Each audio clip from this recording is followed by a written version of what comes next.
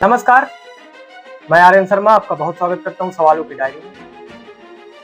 यदि आपने हमारे चैनल को अभी तक सब्सक्राइब नहीं किया है तो सब्सक्राइब कर लीजिए, क्योंकि क्षेत्र से जुड़ी जो भी छोटी-बड़ी खबरें हैं वो हम लगातार इस चैनल के माध्यम से आप तक पहुंचाते रहते हैं। तो सब्सक्राइब कर लीजिए। आज के दिन सरभंगा टाइगर रिजर्व को लेकर के पूरा दिन सियासत तेज रही। तरह-तरह के आरोप-प्रत्यारोप का दौर चला। सारा दिन कहीं से कोई खबर आ रही थी, कल कहीं से कोई खबर आ रही थी, कल से। और ये सारा मोर्चा जो है तो जनप्रतिनिधि एक तरफ हो गए, अधिकारी कर्मचारी एक तरफ हो गए और सारा मोर्चा पत्रकारों के ऊपर आके रख गया। हालाँकि विषय ऐसा है कि पत्रकार भले ही 2 गुटों में बँट गए हों, एक पत्रकार गुट ये कह रहा है कि वन अभयारण्य बनना चाहिए और एक पत्रकार गुट ये कह रहा है कि वन अभयारण्य नहीं बनना चाहिए। पर दोनों की यदि मंशा को परखा जाए और इन दोनों गुटों में एक बात जो कॉमन मिलती है वो यह है कि दोनों ही ये चाहते हैं कि आदिवासियों का विकास हो। तो आज हम वन अभयारण्य, सरभंगा वन अभयारण्य के विषय में विस्तृत चर्चा करेंगे और कई सारे सवाल हैं जो हम अपने माध्यम से आप तक पहुंचाएंगे और तय आपको करना है कि क्या सही है और क्या गलत है। हमारे दिमाग में कुछ भी ऐसा नहीं है, ना हम किसी प्रकार का वन अभयारण्य का विरोध कर रहे हैं, ना हमको कहीं से ये है कि वन अभयारण्य बनने के बाद किसी का घाटा हो जाए। हम तो यही चाहते हैं कि क्षेत्र का सर्वांगीण विकास हो और क्षेत्र के लोग और ज़्यादा विकसित हों, क्योंकि चित्रकूट एक धार्मिक नगरी है। तो ज़्यादा प्रयास तो हमारा इसी ओर रहता है कि धार्मिक नगरी के रूप में विकसित हो। भगवान श्री राम ने अपना अधिकांशतः समय वनवास में यहीं गुजारा है, तो भगवान श्री राम की कर्मभूमि भी ये कही जाती है। तो तमाम इस तरह की बातों को देखते हुए हम अब आज सरभंगा टाइगर रिजर्व बात करेंगे। तो जो पहला सवाल है वो यह है कि ये इतनी ज़्यादा सियासत आखिर गरमाई क्यों है सरभंगा टाइगर रिजर्व को लेकर। तो सियासत गरमाने के पीछे मुख्य कारण है कि जनप्रतिनिधि खुल करके नहीं आ रहे हैं, चाहे वो सत्ता पक्ष के हों या विपक्ष के हों। कोई भी व्यक्ति आज के समय में खुल करके आने में और कुछ भी कहने में बड़ा संकोच कर रहा है। कोई भी व्यक्ति आकर के खुल के कुछ भी कहने में संकोच कर रहा है। अब स्थानीय विधायक की बात करें तो विधायक भी नहीं खुल के आ रहे हैं। सतना के सांसद जी की बात करें वो भी नहीं खुल के आ रहे हैं। पूर्व विधायक ने 2 साल पहले इसका विरोध किया था कि सरभंगा में वन अभयारण्य बन जाएगा तो आदिवासी विस्थापित हो जाएंगे, परेशान हो जाएंगे। तो तरह तरह की बातें गलियारों से उठ रही हैं।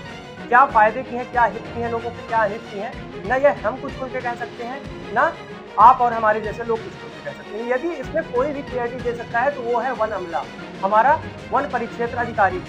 यही लोग आकर के बता सकते हैं कि इससे फायदे होने या घाटे होने। तो ये भी खुल करके कुछ नहीं बोल रहे हैं। लगातार हम देख रहे हैं कि पत्रकारों का एक बड़ा समूह ये कह रहा है कि वन अभयारण्य यदि सहारा में सरभंगा आश्रम के आसपास उस जमीन को लेकर के बना दिया जाएगा तो आदिवासियों को विस्थापित नहीं किया जाएगा। पर इस बात की गारंटी क्या है? इस बात की गारंटी कौन ले रहा है? क्या वो पत्रकार ले रहे हैं? क्या वो जनप्रतिनिधि ले रहे हैं जो जगह जगह जाके चौपाल लगा रहे हैं? ये भी एक बड़ा सवाल है, पूछने योग्य सवाल है। दूसरी बात, जो लगातार कह रहे हैं कि यहाँ पर रोजगार के साधन मुहैया हो जाएंगे आदिवासी भाइयों को, तो रोजगार के साधन मुहैया हो जाना एक अलग विषय है। हमारे क्षेत्र में लगभग 1 लाख आदिवासी, 1 लाख आदिवासी होने बड़ी बात है। चित्रकूट जैसे विधानसभा में मैं कहता हूँ 10,000 को रोजगार मिल जाए, बाकी के 90,000 कहाँ जाए?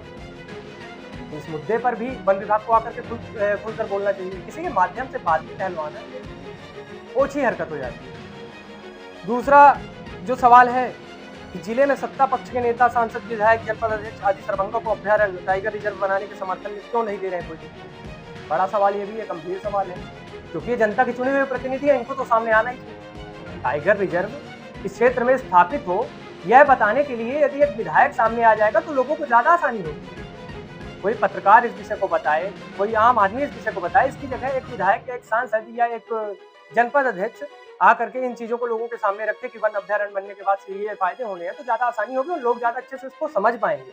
पर वो सामने क्यों नहीं आ रहे? तो स्थानीय जनप्रतिनिधि, विधायक, सांसद और जनपद अध्यक्ष या और भी जो जनप्रतिनिधि हैं, जिला पंचायत सदस्य, अध्यक्ष जो भी हैं, वो खुल करके इस मामले में सामने नहीं आ रहे। हमको ऐसा लगता है कि इनको कहीं ना कहीं अनुमान है कि जो दावे वन अभयारण्य को लेकर किए जा रहे हैं वो कहीं ना कहीं खोखले हैं। और कल के दिन यदि हमारे क्षेत्र का आदिवासी वन अभयारण्य बनने के बाद से विस्थापित होता है तो इनकी राजनीति में दाग लग जाएगा। सवाल तो इनके ऊपर सबसे ज्यादा खड़े होंगे कि आपके रहते हुए हम लोगों को यहाँ से विस्थापित किया जा रहा है, ये कैसे संभव हो सकता है? आप तो बड़े बड़े वादे करते हैं कि हम आदिवासियों के लिए करेंगे, समाज करेंगे, पिछड़ा के लिए करेंगे, तमाम तरह की बातें। तो कहीं ना कहीं हमारा अंदेशा यह है, इसलिए जनप्रतिनिधि जो मौजूदा वक्त पे सत्ता में है वो पीछे हट रहे हैं। तीसरा जो सवाल आता है क्या कारण है कि वन विभाग द्वारा अभ्यारण्य बनाने के इस फैसले का कुछ पत्रकारों द्वारा किया जा रहा है भारी समाचार। अब देखिए, ये बात मैंने पहले ही खुल के बोला है कि पत्रकार जो है वो दो गुटों में बटा हुआ है चित्रकूट क्षेत्र का। एक पत्रकार ये कह रहा है कि वन अभ्यारण्य बना देना चाहिए, बनने के बाद जो है तो तमाम तरह की सुविधाएं आदिवासी भाइयों को मिल जाएगी। दूसरा पत्रकार को कह रहा है कि इसको नहीं बनना चाहिए। भाई, इस बात की कोई गारंटी ही नहीं है कि जो आप दावे कर रहे हो कि इनकी जमीनें नहीं छीनी जाएंगी, इनका विस्थापन नहीं होगा, इनको रोजगार मिल जाएगा, तरह तरह की बातें, उस बात की कोई गारंटी नहीं। कोई इस बात को तथ्यात्मक रूप से कहने के लिए कोई अधिकारी कर्मचारी वन विभाग का सामने आ नहीं रहा। तो पत्रकार दो गुट में बट चुके हैं। लेकिन दोनों गुटों के पत्रकारों को यदि गौर से देखें, दोनों गुटों के पत्रकारों की बातों को यदि हम समझें, तो बात एक जिसका निष्कर्ष निकल करके ये आ रहा है कि दोनों ही गुट ये चाहते हैं कि चाहे टाइगर सफारी बने या ना बने, कल्याण इसमें से उस क्षेत्र में, सरभंगा क्षेत्र में रहने वाले आदिवासी भाइयों का, सवर्ण भाइयों का, पिछड़ा और अनुसूचित जनजाति वाले भाइयों का होना चाहिए। स्पष्ट बात यह है। कोई भी पत्रकार, मैंने जहां तक अनुमान लगाया, टाइगर सफारी के विरोध में नहीं है, लेकिन पत्रकार का एक बड़ा जत्था यह कह रहा है कि वन विभाग आ करके यह सत्यापित कर दे कि कल यदि टाइगर रिजर्व बन जाता है तो क्षेत्र को कौन कौन सी सुविधाएं मिलेंगी और इन सुविधाओं से कौन कौन से लोग जो डायरेक्ट जुड़ पाएंगे, कौन कौन से लोग वंचित रह जाएंगे। रोजगार यदि मुहैया होते हैं तो किस प्रकार के होंगे, क्या वो निजी रोजगार होंगे या कोई शासकीय रोजगार मिलेगा, या लोग अपने हिसाब से दुकानें और ये जो छोटे मोटे कारोबार होते हैं वो करेंगे।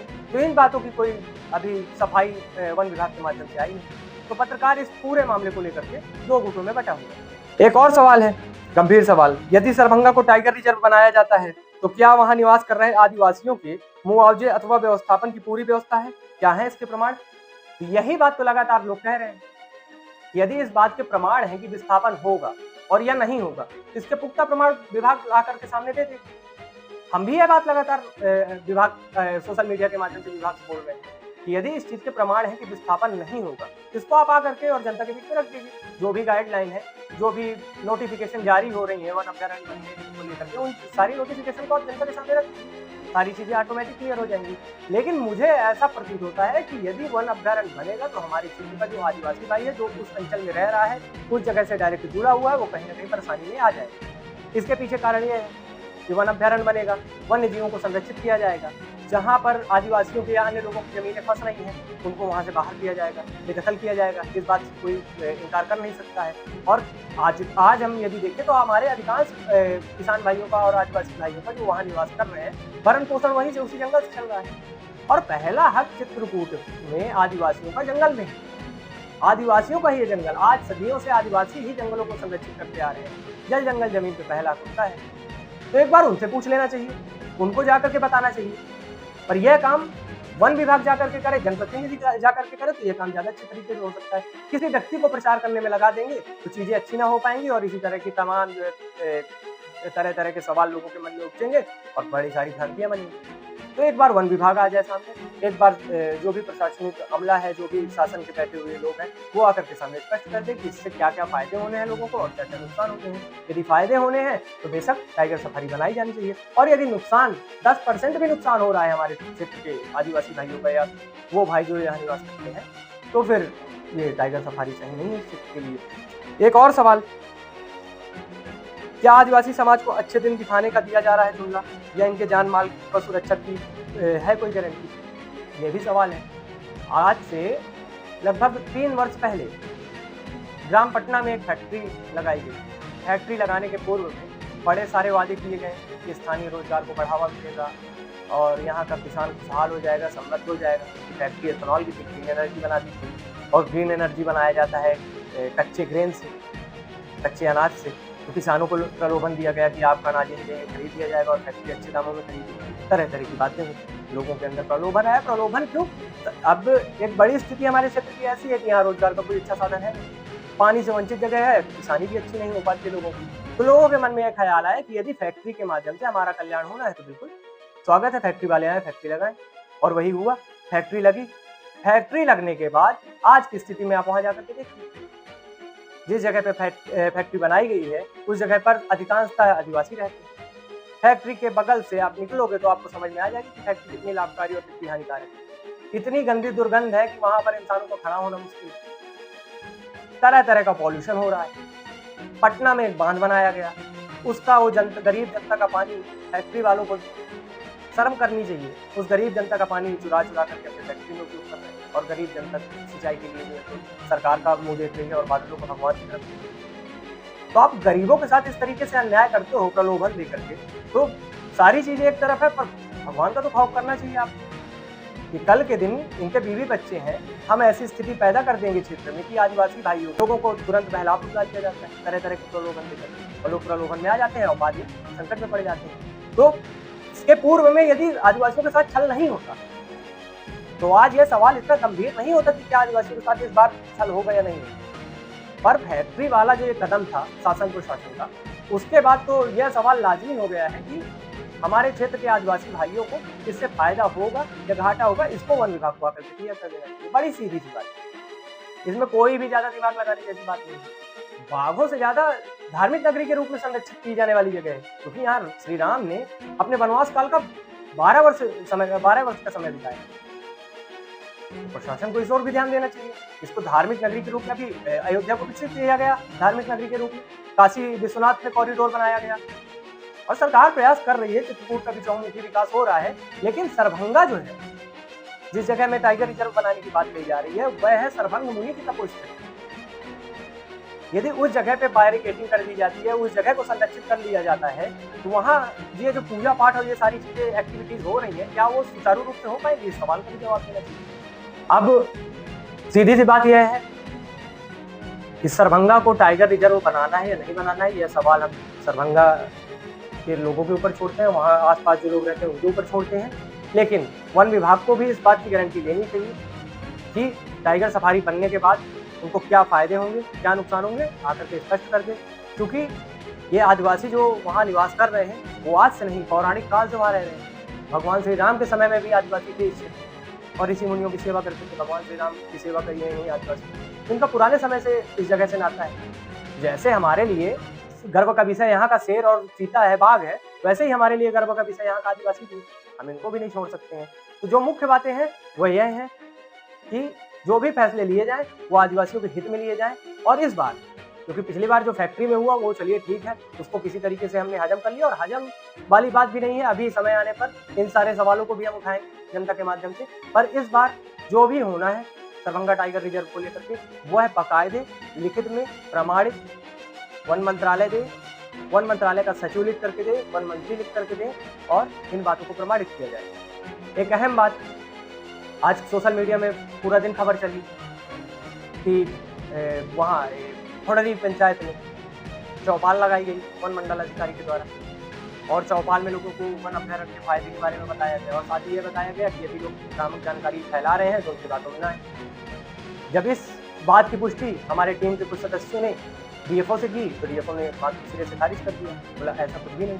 हम वहाँ केवल चरवाहों को प्रशिक्षण देने के लिए गए थे। चरवाहों को ये बता रहे थे कि आप यदि जंगल में अपने मवेशियों को लेकर के जाते हैं और कभी कोई जंगली वन्य जीव आपके सामने आ जाता है, तो उससे आपको कैसे बचना है और अपने आप को कैसे सुरक्षित रखना है, इन सब चीज़ों की। तो तरह तरह की भ्रांतियाँ जो फैल रही हैं क्षेत्र में, वो केवल और केवल वन विभाग के रवैये के कारण फैल रही हैं।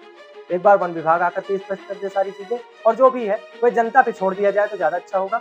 वहां जाकर के जनता से पूछा जाए, वहां पहले आप रहो, वहां की भौगोलिक स्थिति को देखो, और फिर उसके बाद वहां के एक एक व्यक्ति से पूछो कि क्या आपके लिए ये टाइगर रिजर्व उपयुक्त है, और यदि नहीं है तो नहीं बनाया जाए, है तो बनाया जाए। यह सवाल जनता के ऊपर। कुल मिलाकर के इस सरभंगा टाइगर रिजर्व के मुद्दे का सारांश यह है, जो हमने आज पूरा दिन देखा, तीखी नोक झोंक हुई, तमाम तरह की बातें सामने आई। इसका सारांश यही हो सकता है कि नेता, जनप्रतिनिधि, वन मंडल के अधिकारी, कर्मचारी और अन्य प्रशासनिक अमला आ करके स्पष्ट कर दे इससे क्या फायदे होने हैं, क्या घाटे होने हैं, किसानों को क्या फायदा होगा, आदिवासियों को क्या फायदा होगा, क्या नुकसान होगा, यह आकर के वो स्पष्ट कर दें, तो शायद यह मुद्दा जनता के समझ में आ जाएगा और सारी चीजें अच्छी से हो पाएंगी। आपके इस मुद्दे को लेकर यदि कोई सवाल है तो आप हमसे कमेंट सेक्शन के माध्यम से पूछ सकते हैं। उन सवालों को लेकर के भी हम आपके पास आएंगे, उनका जवाब देने का प्रयास करेंगे। और यदि कोई ऐसे सवाल होते हैं जिनका जवाब हमें किसी अधिकारी या किसी राजनीतिक व्यक्ति से लेना पड़े, तो धन्यवाद।